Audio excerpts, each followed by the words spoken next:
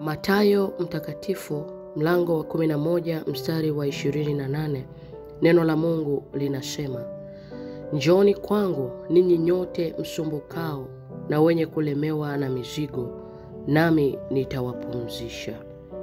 Hebu rudia nyuma yangu sala hii. Sema, Roho Mtakatifu nisaidie. Roho Mtakatifu nisaidie. Roho Mtakatifu nisaidie. Sema, Baba, katika jina la Yesu Kristo, ninakushukuru kwa kuwa ni mapenzi yako kutua mizigo yote inayonilemea, sawa sawa na neno lako katika kitabu cha Mathayo mlango wa 11 mstari wa 28. Lakini Bwana, inawezekana mizigo hii inayonilemea inatokana na dhambi yangu. Labda ni maovu yangu na makosa yangu. Ninaomba unirehemu. Ninaomba unisamehe.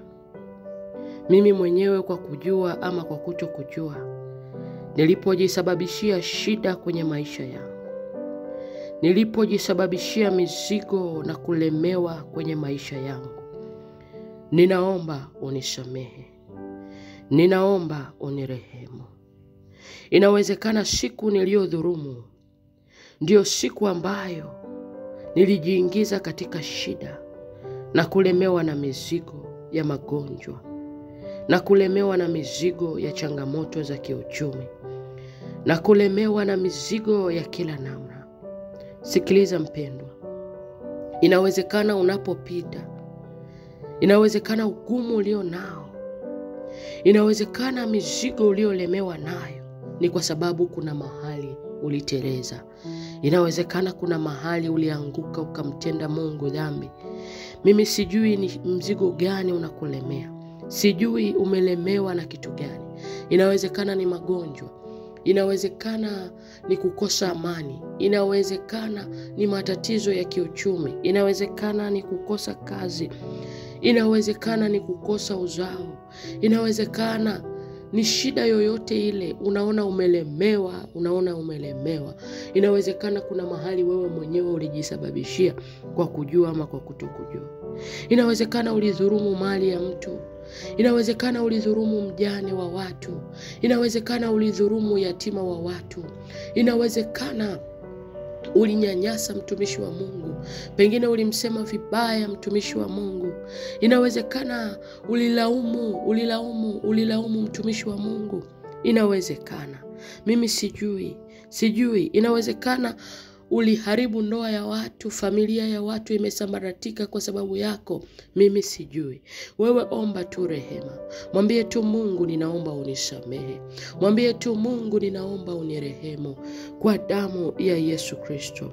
Mwambie tu Mungu, ninaomba unisamehe. Yupo Mungu anakusikia. Anaisikia toba yako. Anayaona machozi yako. Mwambie tu Mungu, nisamehe. Inawezekana ulitoa mimba na ndio maana leo umelemewa na mzigo wa kukosa uzao. Wewe omba tu toba. Wewe omba tu rehema. Wewe ndio unajua mpendwa ni mzigo gani ambao umekulemea na ni wapi ambapo ulianguka. Wewe ndio unajua. Endelea kutubu.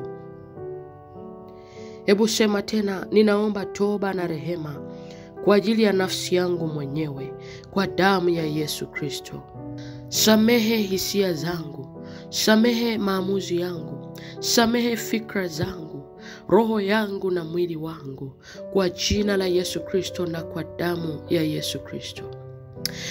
Mwambie Mungu, mengine yalifanywa na walionitangulia kuzaliwa, upande wa baba yangu na upande wa mama yangu, na mimi nimeyachukua maovu yao ambayo leo yamekuwa mzigo mzito unaonilemea. Ninaomba damu ya Yesu Kristo iende mpaka kwenye misingi ya asili yangu, upande wa baba yangu na upande wa mama yangu. Damu ya Yesu Kristo, nena rehema juu ya yote mabaya na machukizo yaliyofanywa na walionitangulia kuzaliwa. Sikiliza, yapo mengine yamefanywa na waliotutangulia kuzaliwa. Mengine yamefanywa na wanafamilia zetu. ambayo sisi tumeyachukua maovu yao, ambayo yanatulemea na kuwa ni mzigo mzito kwenye maisha yetu. Omba tu rehema, usijihesabie haki. Omba toba kwa ajili ya ukoo wa mama yako na ukoo wa baba yako. Inawezekana babu zako na bibi zako au wazazi wako walisimama mahali pa uovu, walisimama mahali pa dhambi, walimtenda Mungu dhambi. Yamkini walimwacha Mungu wa kweli na kuiabudu miungu mingine. Yamkini walitoa sadaka kwa miungu mingine. Inawezekana walidhulumu. Inawezekana walimdhulumu mjane na kumtesa yatima. Inawezekana walidhulumu ardhi ya mtu. Inawezekana walidhulumu ndoa ya mtu. Huwezi kujua. Wewe omba toba, wewe omba rehema, kwa sababu Mungu anawapatiliza wana uovu wa baba zao, kizazi cha kwanza, kizazi cha pili, kizazi cha tatu. Sikiliza, omba tu toba. Kitabu cha Kutoka, Mungu anaeleza wazi. Inawezekana hayo unayoyapitia ni kwa sababu ya yale yaliyofanywa na wazazi wako na mababu zako na mabibi zako. Wewe omba tu toba na rehema. Ipo damu ya Yesu Kristo inayoweza kufanya kazi kuanzia kizazi cha kwanza mpaka kizazi cha wewe hapo ulipo, na kizazi chako na kizazi chako, katika jina la Yesu. Sema tena, damu ya Yesu Kristo, nena rehema juu ya utoaji mbaya wa sadaka nilizotoa kwenye madhabahu zisizo za kwako Mungu, na hata zile zilizotolewa na walionitangulia kuzaliwa kinyume na mapenzi yako. Ninaomba toba na rehema kwa damu ya Yesu Kristo.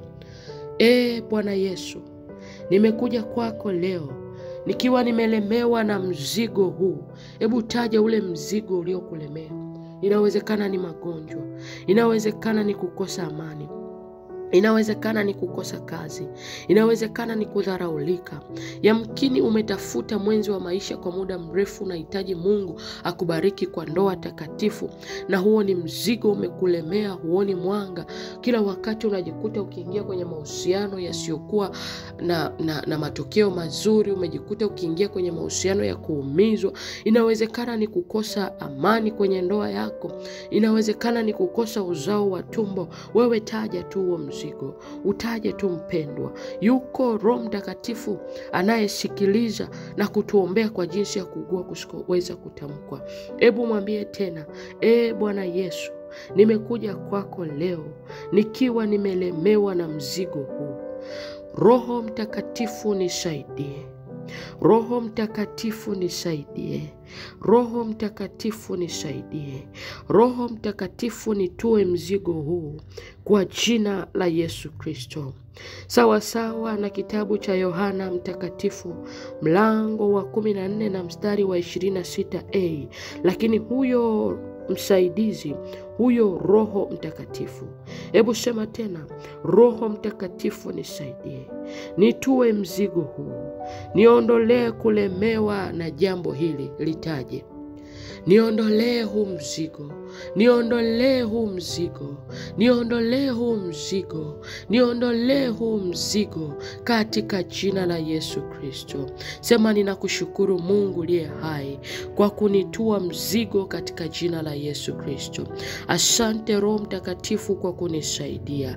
Sasa niko huru katika jina la Yesu Kristo na kwa damu ya Yesu Kristo. Amen. Sikiliza, Mungu ni mwaminifu. Neno la Mungu linasema, aminini yote myaombayo yamekuwa ya kwenu. Sikiliza, amini tu ya kwamba huo mzigo unaokulemea umeondoka katika jina la Yesu. Endelea kuomba maombi haya kila wakati unapopata muda, kila wakati unapokumbuka, katika jina la Yesu Kristo, na Mungu anaenda kukusaidia. In Jesus mighty name. Amen.